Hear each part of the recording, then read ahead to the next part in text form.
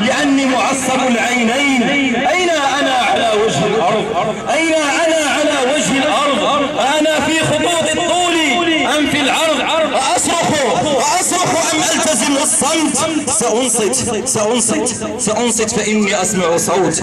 هناك من ينادي الحاج في الممر، هناك من ينادي الحاج في الممر. أهنا حجاج ولا أعلم الخبر، أهنا حجاج ولا أعلم الخبر، أهم من أتقياء البشر. إذا أنا في أمان، إذا أنا في أمان.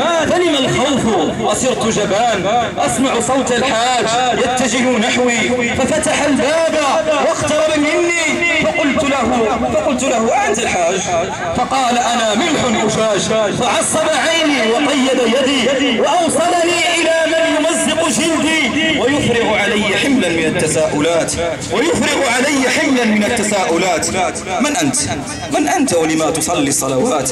من أنت ولما تصلي الصلوات؟ ولما اللحية ولما القميص؟ ولما تصوم الاثنين والخميس؟ ولما لا تدخن ولا تشرب الخمر وأنت في مقتبل العمر؟ ولما لا تصاحب النساء؟ فهذا فرض على المغربي بلا مراء.